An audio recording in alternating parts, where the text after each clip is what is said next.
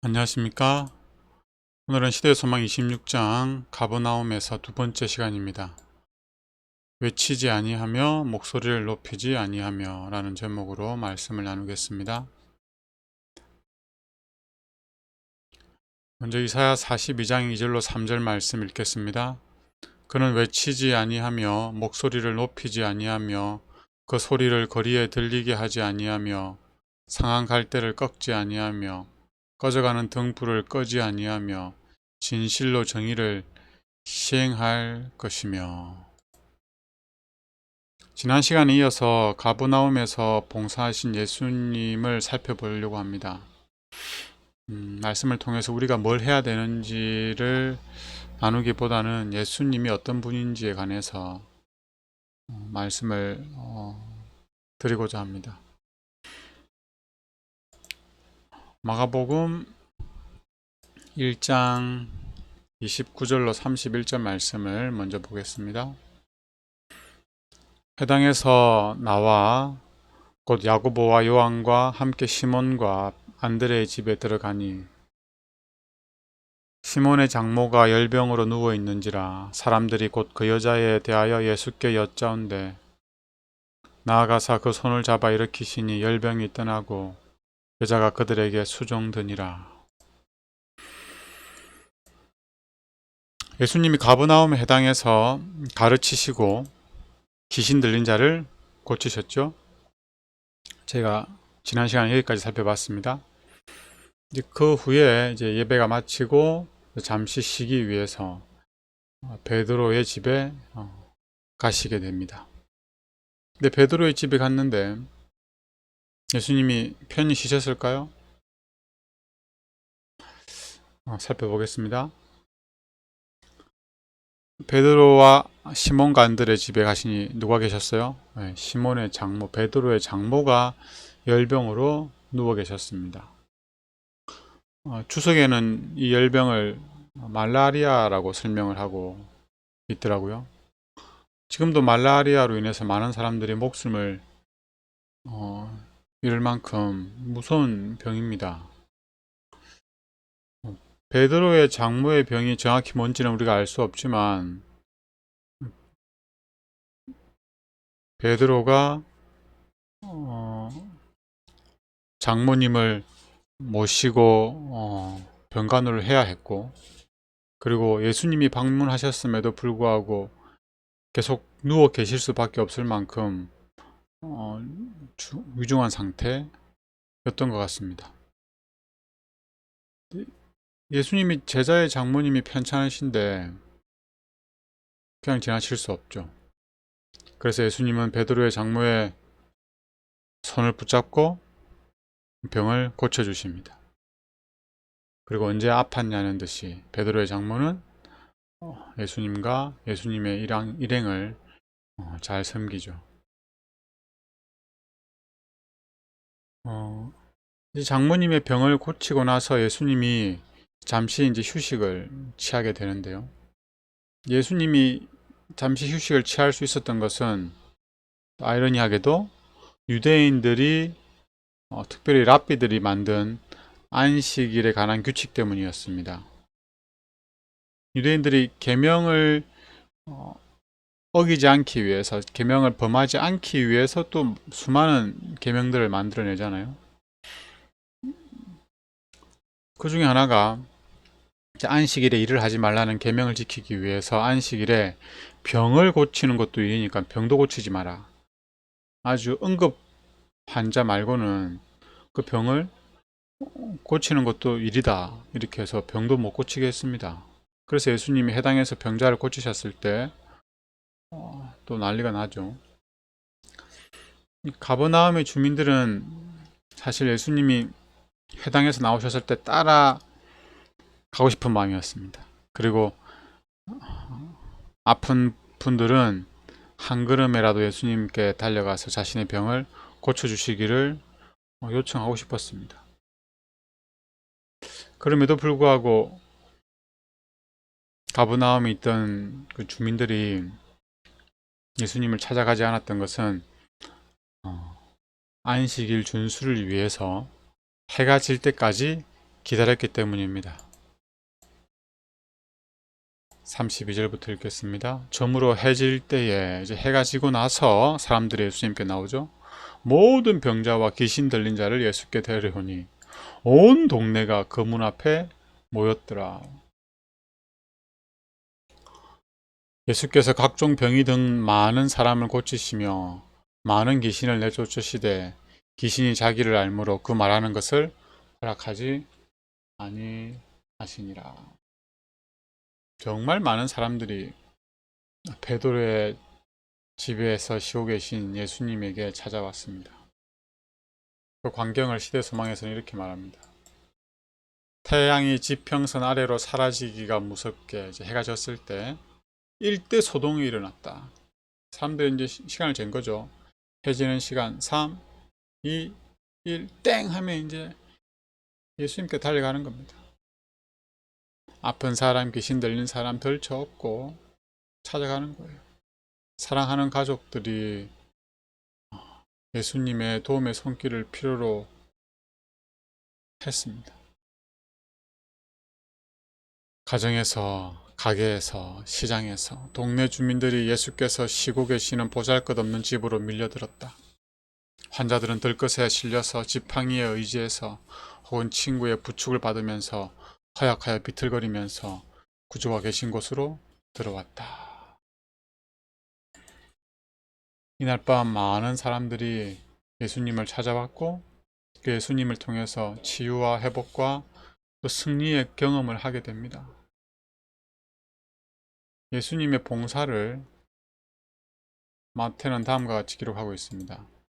저물매 사람들이 귀신 들린 자를 많이 데려오고 예수께 오거늘 예수께서 말씀으로 귀신들을 쫓아내시고 병든 자들을 다 고치시니 이는 선지자 이사야를 통하여 하신 말씀에 우리의 연약한 것을 친히 담당하시고 병을 짊어지셨도다 함을 이루려 하심이더라.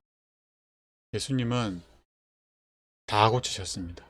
시간이 늦었다고 그 먼 길을 마다하고 온 사람을 돌려보낼 수가 없죠. 피곤하시다고 아픈 몸을 이끌고 온 사람을 내려오라 할 수가 없는 겁니다. 그래서 마지막까지 다 돌봐주시고 고쳐주셨습니다.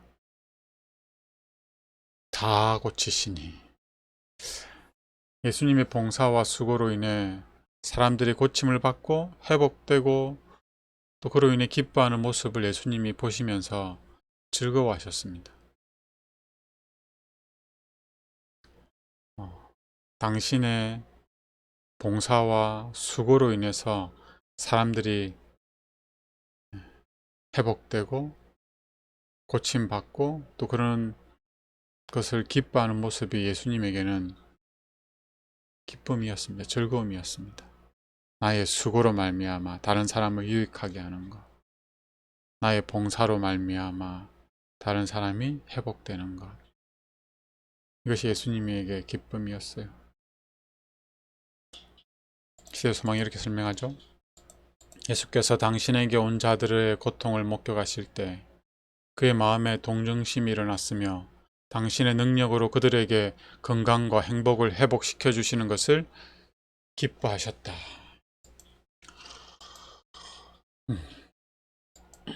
예수님은 늦은 밤이 되어서야 마지막 환자를 고치시고 그날의 봉사를 마칠 수가 있었습니다. 밤늦은 시간에 예수님은 오랜 시간 봉사로 지친 몸을 겨우 뉘울 수가 있었습니다. 근데 얼마 쉬지 못하고 얼마 쉬지 않으시고 잠자리에 서 일어나셨습니다. 왜 그럴까요? 새벽 아직도 밝기 전에 예수께서 일어나 한적한 곳으로 가서 거기서 기도하시더니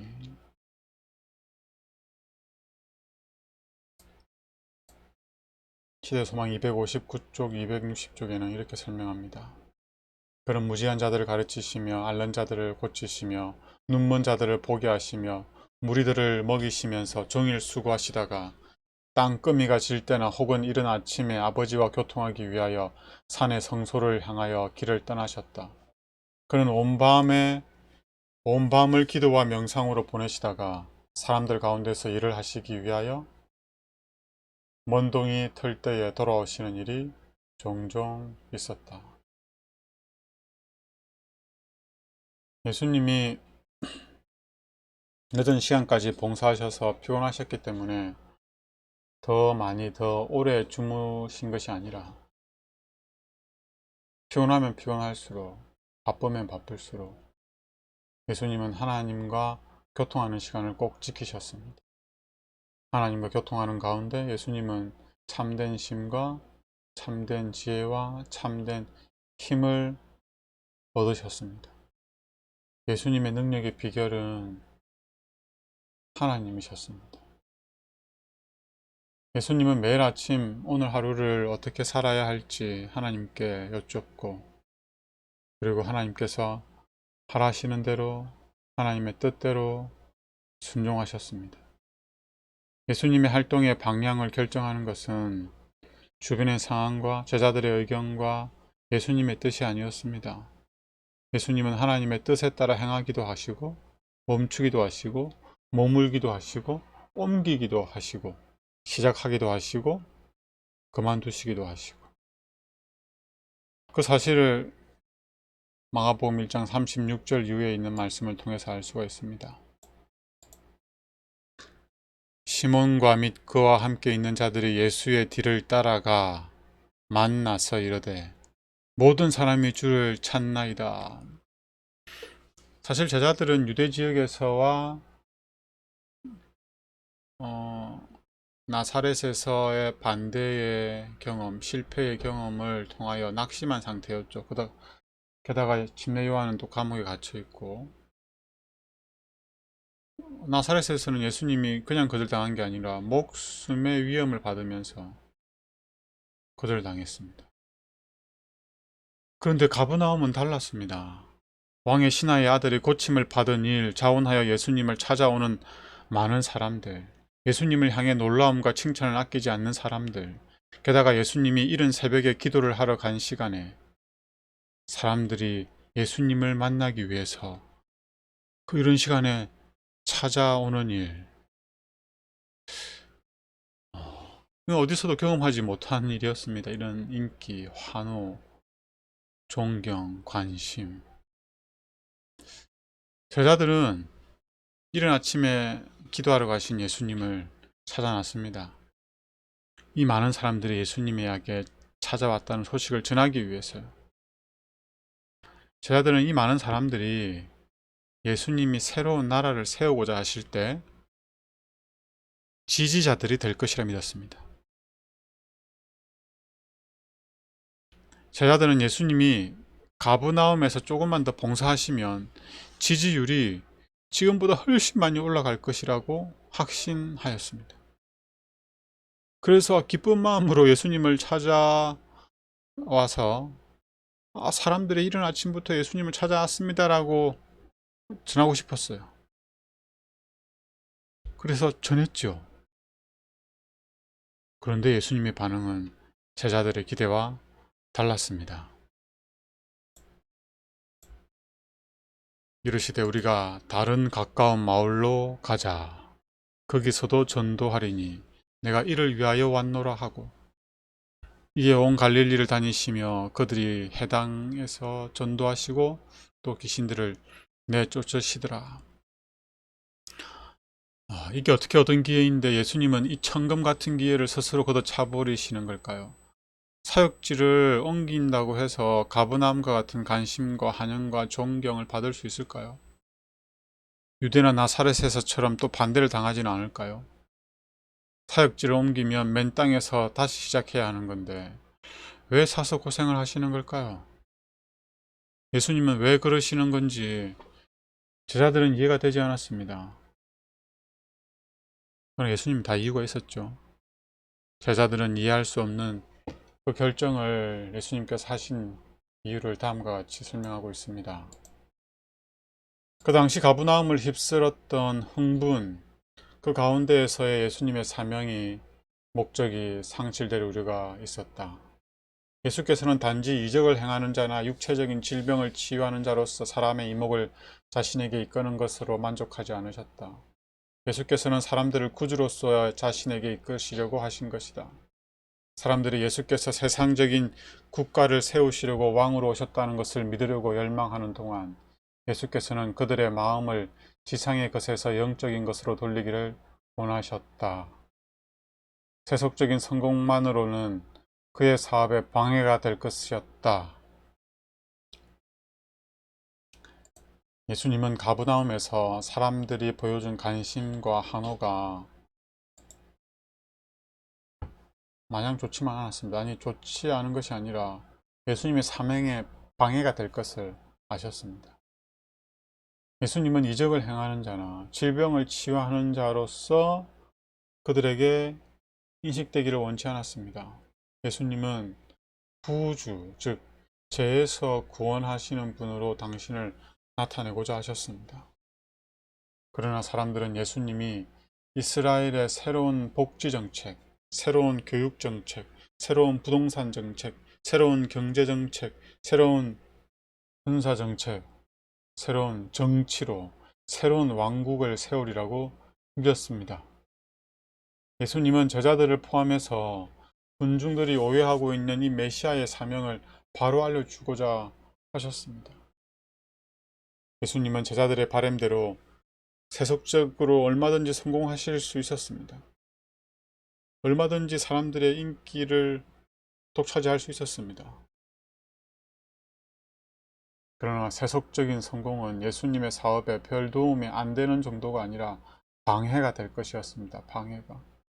그리하여 사람들이 세속적인 야심을 품고 예수님을 따르고자 했을 때, 혹은 예수님에게로 모여들었을 때, 예수님은 그 무리들을 항상 흩으시고 또 그 자리를 떠나버리셨습니다. 예수님은 정말 저와는 많이 다른 것 같습니다. 이 세상 사람들에게 인기, 명예, 존경, 칭찬, 부와 권력을 추구하는 것은 삶의 어쩌면 목표이기도 한 것처럼 보입니다. 얼마나 이것들을 바라고 있습니까? 하지만 예수님은 그러한 것들에 전혀 관심이 없었고 그것들을 추구하지도 않으셨습니다. 예수님은 그런 것들과 상관이 없었습니다. 시대소망이 이렇게 말하죠. 그리고 부주의한 군중의 경탄은 그의 정신에 거슬렸다. 예수의 생애에는 자기의 주장이 섞여 있지 않았다. 세상이 지위나 부나 재능에 표시하는 존경은 인자와는 관계가 없었다. 예수께서는 사람들이 충성과 존경을 얻으려고 사용하는 방법을 결코 사용하지 않으셨다. 사람들의 관심과 또 존경과 칭찬과 지지율 이런 것들을 얻기 위해서 뭘 합니까? 예수님은 그런 걸 하지 않으셨어요. 예수님은 당시에 사람들의 관심을 많이 받고 존경받는다고 했던 바리새인이나 정치들이 사용하는 방법을 사용하지 않았습니다. 예수의 생애에서는 소란한 논쟁이나 가식적인 예배나 칭찬을 얻으려는 행위 등을 결코 목격할 수 없었다. 그리스도는 하나님 안에 감추어졌으므로 하나님은 당신의 아들의 품성 가운데 드러나셨다. 예수께서는 사람들의 마음을 이 계시로 향하게 하고 그들의 경의가 이 계시에 표해지기를 바라셨다. 예수님은 사람들을 당신에게로 이끌기 위해서 세상 사람들이 추구하는 그런 방법을 취하지 않으셨습니다. 사실 그 방법이 사람들의 이목을 집중시키고 관심을 끄고 예수님을 따르게 하는 아주 쉬운 방법일 수도 있어요. 그러나 예수님의 목적은 그게 아니었죠.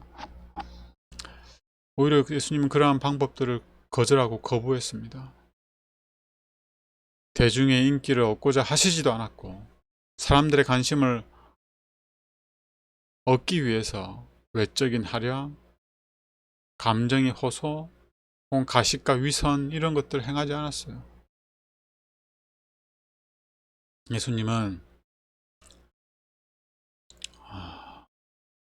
당신의 삶을 통해서 하나님이 드러나기를 원했습니다. 그래서 사람들이 예수님을 봄으로 말미암아 하나님을 보는 것, 하나님을 아는 것이 예수님의 사역의 목적이었어요.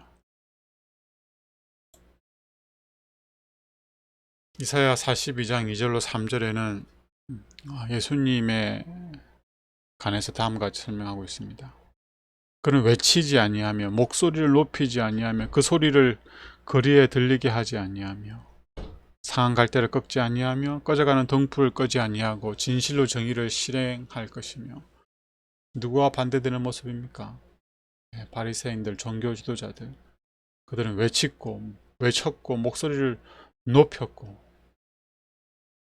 거리에서도 늘 논쟁하고 성전에서도 소리내어 기도하고 늘 자신들의 존재감을 사람들에게 드러냈습니다.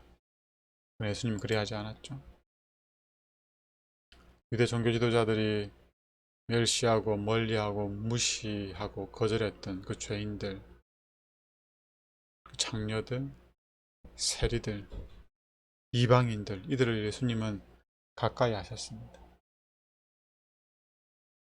예수님은 조용하면서도 부드럽게 따뜻하게 사람들에게 다가오셨습니다.